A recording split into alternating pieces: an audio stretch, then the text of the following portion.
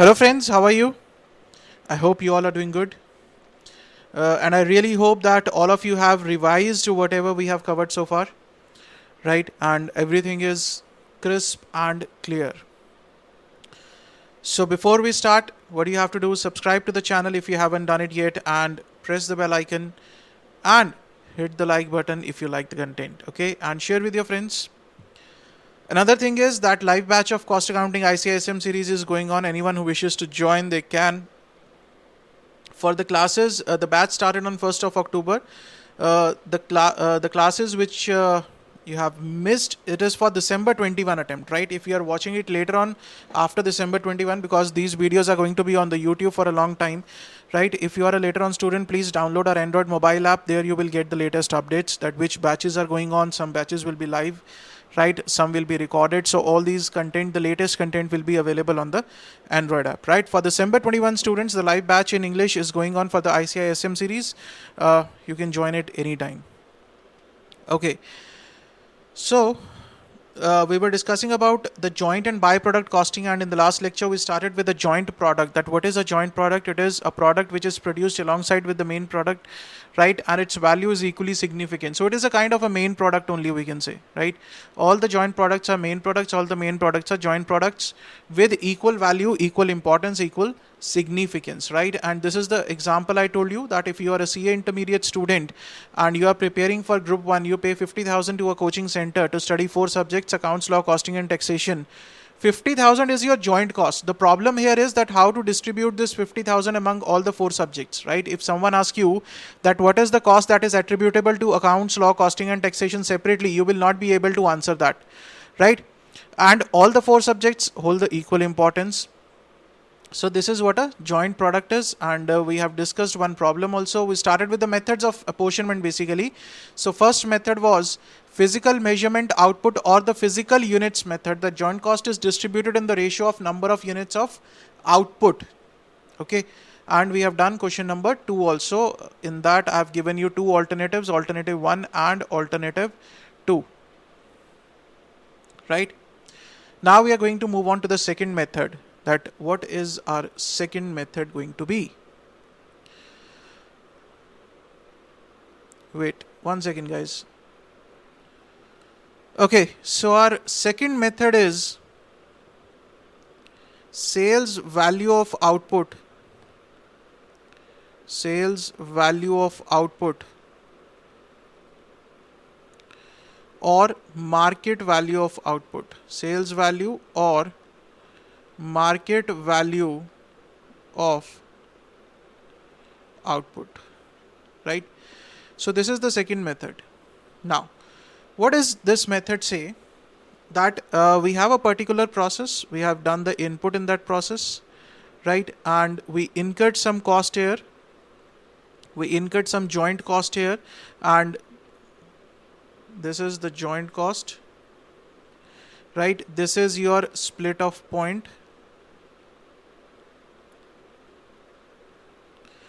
Now from here you have got say 3 products, right? It is a joint product 1, joint product 2 and joint product 3. Now this method says the sales value of output. Say you have got a number of units, I will say 100, 100 and 100. Okay, so these are the number of units that you have got, right?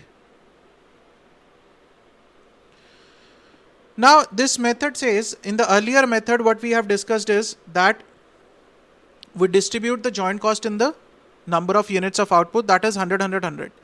This method says you have to do it by the sales value of output or the market value of output.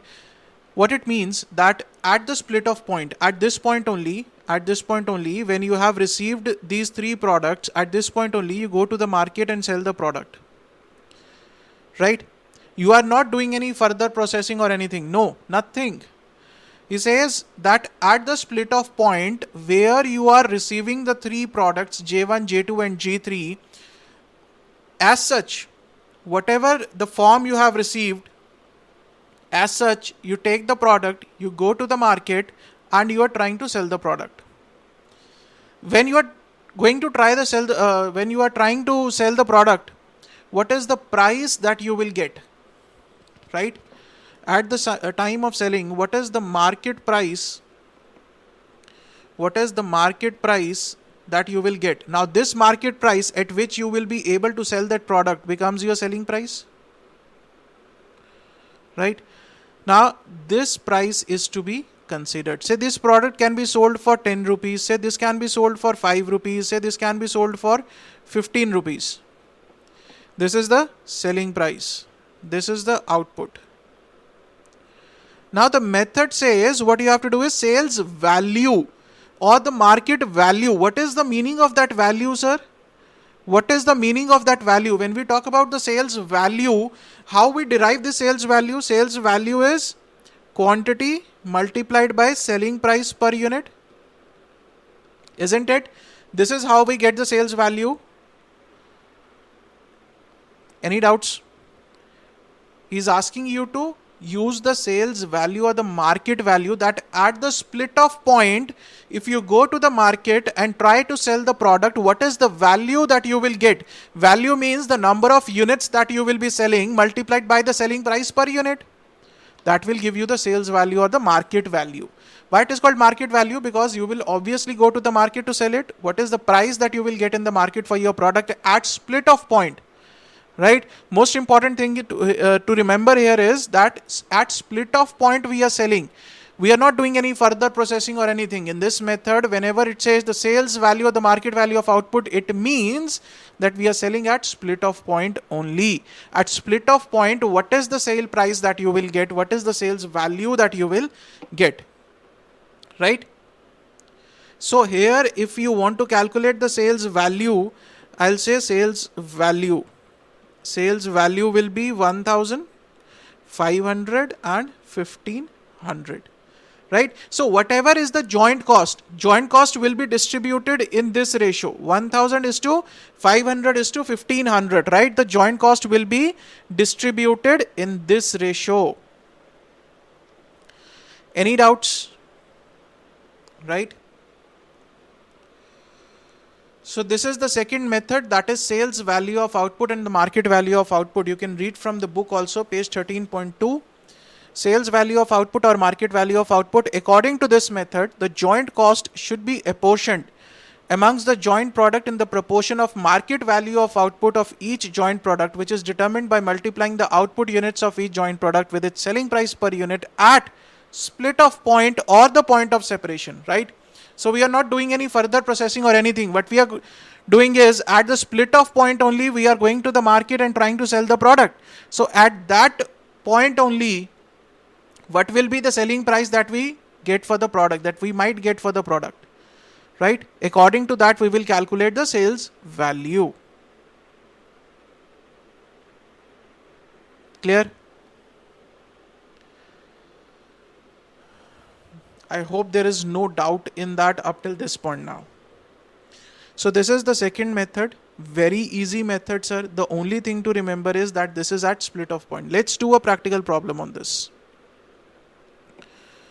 Question number 3. 3 joint products are produced by passing the chemicals through 2 consecutive processes. So there are basically two processes. The output of process 1 is transferred to the process 2, from which 3 joint products are produced and immediately sold. What is meant by immediately sold? That means they are being sold at split off point, right? So basically 2 consecutive process. The process 1, the output of the process 1 becomes the input of the process 2. Then from the process 2, we are getting 3 joint products which are produced and they are being immediately sold, that is sold at the split off point. Further, the data regarding the processes for April is given to you. Direct material introduced 2500 kg at 4 per kg per kilo or kg, that is 10,000. Direct labor is given, overheads is given to you. Normal loss 10% of input, scrap value of loss 2 per kg. Output 2300 kg in the process 2, direct labor, direct overheads, not direct overheads, direct labor and overheads, no normal loss, and these three joint products you will get, that is A 900 kg, B 800 kg, and C 600 kg, right? So there was no opening and closing stock in either process, and the selling prices of the output from the process 2 are joint product A is 24, B is 18, and C is 12 per kg. Required, prepare an account for the process 1 together with any loss or gain account you may consider necessary to record the month's activities. So the first thing that we have to make is a very simple process account. We have to make the process 1 account, and he says you can prepare any loss or gain account which you feel it is relevant to prepare, right?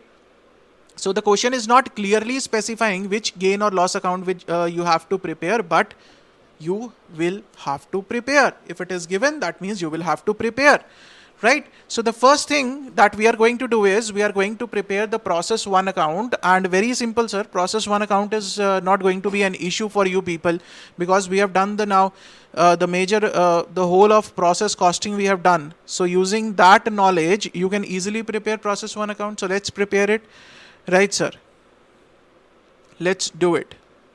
So what we are going to do is process 1 account, right? Particulars, units, rate, amount. Then I'll have particulars, units, rate, and amount, right? So the first thing that we have is material to material introduced, right? That is given as 2500 units at the rate of rupees 4, 10,000, right? Then you have to direct labor cost, that is 6,250. Then you have overheads, right? That is 4,500. Then it is given a normal loss is there by normal loss, that is 250 units, right? 10%, and there is a scrap value of 2 rupees, right? There is a scrap value of 2 rupees, that is 500 rupees we will recover from the normal loss, right? Then by process 2 account,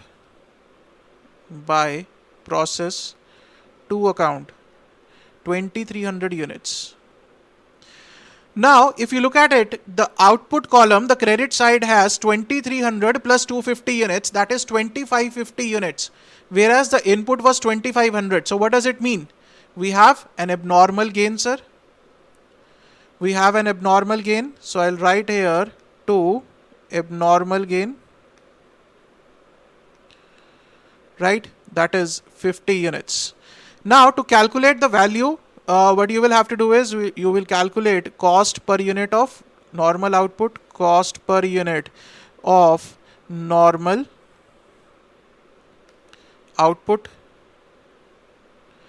right? What is the total cost? 10,000 plus 6,250 plus 4,500, right? That is 20,750 minus the scrap value 500 divided by the total input, that is 2500, minus the normal loss 250, that comes to rupees 9, right? So rupees 9 here, 450 here.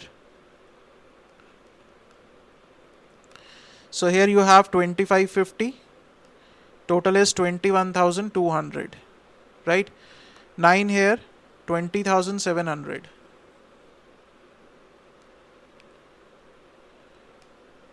$21,200. Any doubts in the process 1 account? I hope it is clear. Process 1 account, sir. Very simple. Any doubts? It was just the basic account that we have already discussed many a times in the process costing, right? A very simple process account.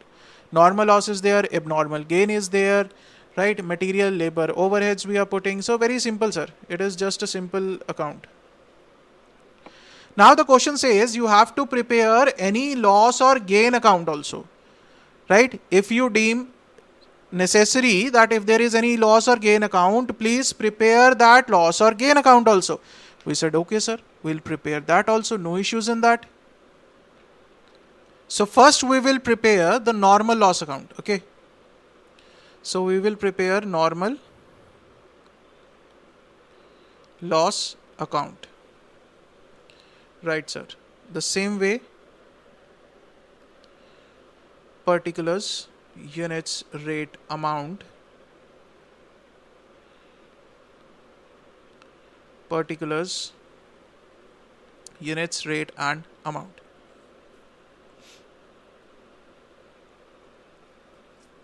Right? So what will you write here, sir? You will write here to process one account, 250 units, right? And amount is 500. Any doubts? And this 500 you have received. So here you can write by cash or bank. By cash or bank. 250, 2 and 500, right? This account will close here. Anything else? No, sir. Now listen to it very carefully. In case of a normal loss account where you have the normal loss and the abnormal gain, there is alternative way of doing it. There is alternative way of presenting this normal loss account. This is one way of doing it. This is absolutely correct. There is another way of also doing it. What they do is, they say that you have a normal loss, right? And you have a normal gain, that is 50.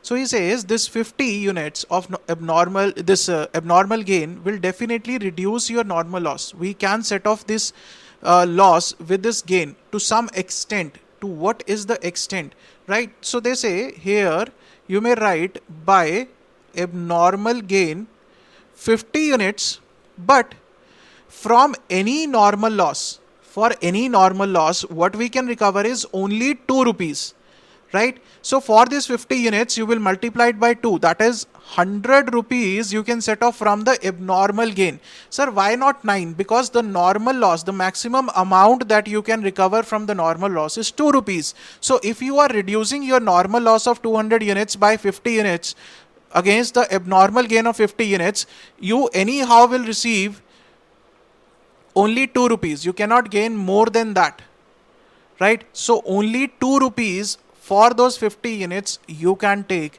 and the rest will be your cash or bank.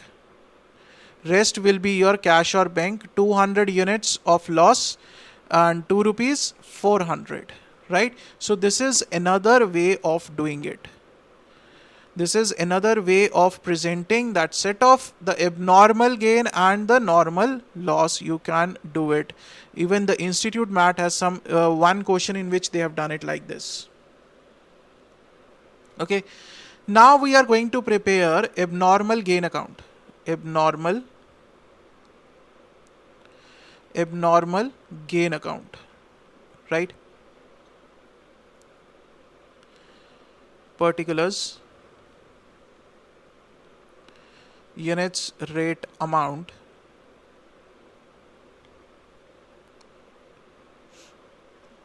particulars, units, rate and amount, right? So the first thing that you are going to do is by process one account, 50 units, right? And 9 rupees 450. Now here what you have done is you have set off the normal loss against this. Normal loss 50 units 2 rupees 100, and rest of it you will be taking to costing profit and loss account. To costing profit and loss account, 50 rupees 7,350, right? So no need to total here because it will not match, right? Only the amount column you will need to total it out, right? So this is another way of presenting it. Okay, so there is another way of presenting this normal loss and abnormal loss. Why I have covered this part is because in the Institute Math also you have a question on this. You have a question in which they have reduced the normal loss with the abnormal gain. So this is another way of doing it. Okay, but be careful here. You have to take only to the extent of the amount which can be recovered from the normal loss, right? We cannot recover more than 2 rupees. That is the scrap value of the normal loss. Only what we are doing is we are reducing the number of units of normal loss by abnormal gain, and we say we can recover only to the extent of 2 rupees only, that is 100 rupees we can set off from the abnormal gain. Out of total 500, 100 rupees we will set off from the abnormal gain, and the remaining we will set off from the cash or bank. Okay, so this is what the question asked us to prepare. The process 1 account we have prepared, normal loss account we have prepared, and the abnormal gain account we have prepared. So with this, what we have done is we have covered the first part, right? So what we have done is we have covered the first part with this. Okay, sir. Now the second part, A part is done. B part says, calculate the profit attributable to each of the joint products by apportioning the total cost from process 2 according to the weight of output and by the market value of production.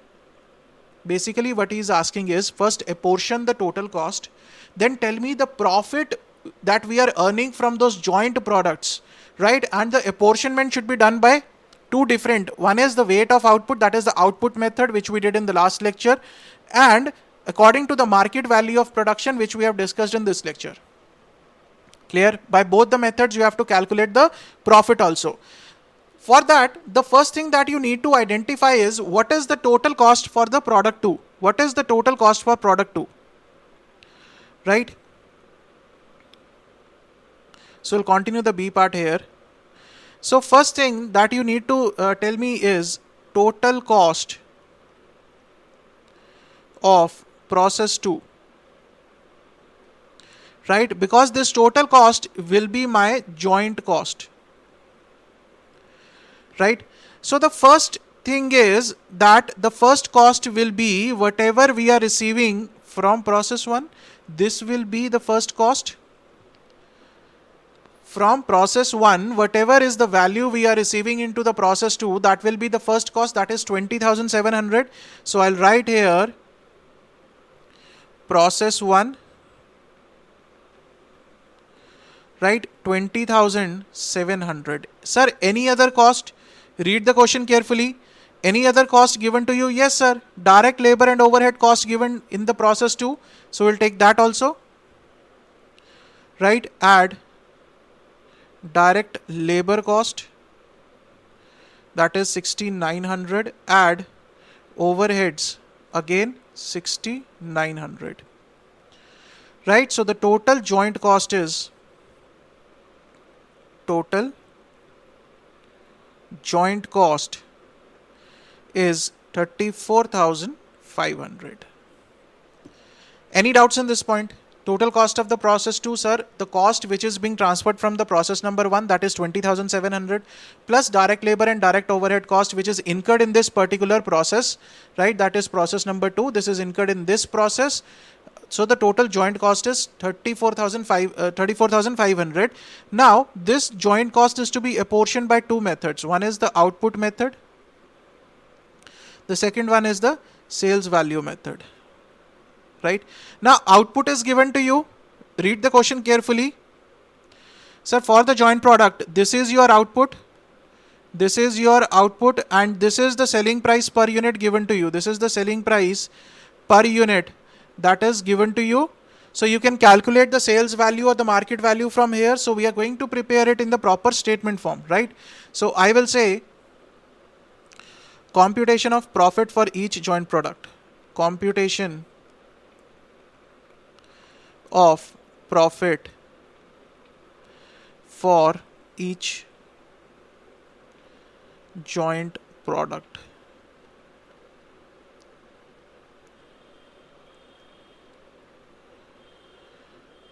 Right? So the we have particulars A, B and C. The first thing is output.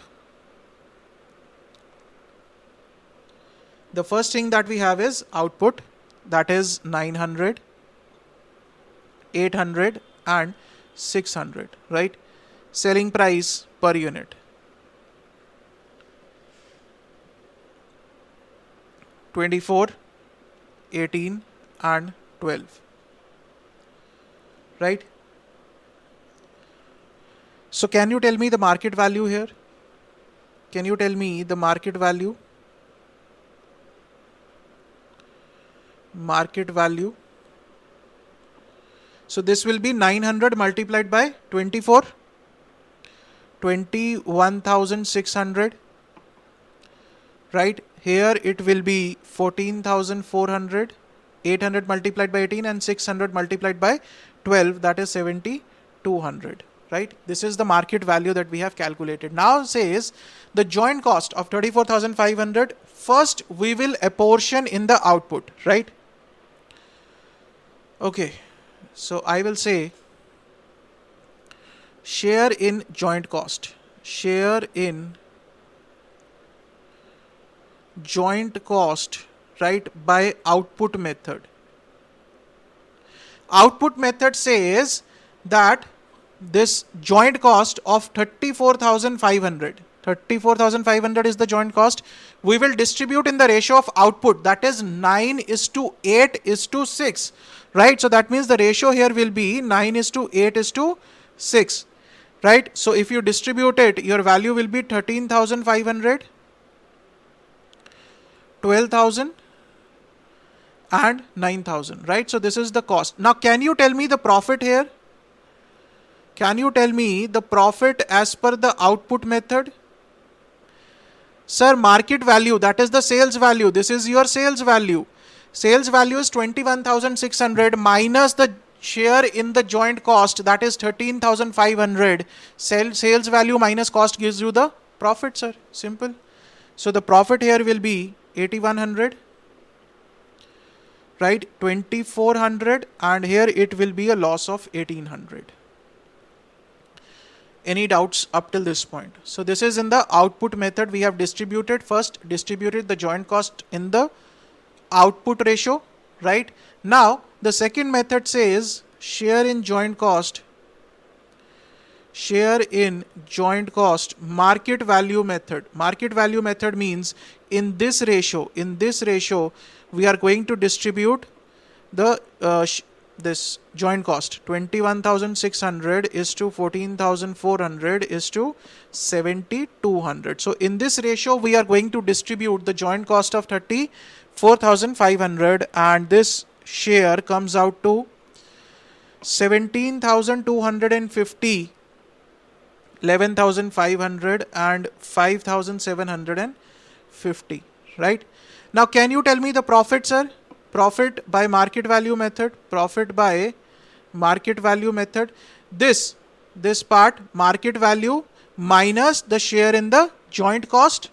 So this will come as 4,350, 2,900 and 1,450. So this was the requirement of the question, to calculate the profit, right? Calculate the profit under two methods. One, if we distribute the joint cost by output method. Second, if we distribute the joint cost by market value method, right? So I have shown you by both the methods how to calculate. First, we have calculated the market value or the sales value. Then we calculated the cost. Sales value minus cost will give you the profit. Under both the methods, we have calculated the profit, and you can present it this way in the examination. Clear? Any doubts in this method? I hope everything is clear in this method. This is an easy method, but yes, these kind of questions can be asked in the examination, where they will combine the process account, they will combine the normal loss account, they will combine the abnormal loss account, and then this kind of a statement is required to be prepared. This is a full-fledged 10 marks question, guys. This is a full-fledged 10 marks question in the examination, right? Which can be asked in the examination. Full-fledged 10 marks question. 8 marks for the IPCC students and 10 marks for the CA Interneo course students, right? So anything can be asked in the paper. I hope this is clear. So we'll continue with the next methods in the next lecture, right? The next method we have the final sales value of output method, that we are going to discuss in the next lecture, right? So see you guys in the next lecture. Till then, stay safe, stay healthy, keep studying, keep sharing. Thank you so much.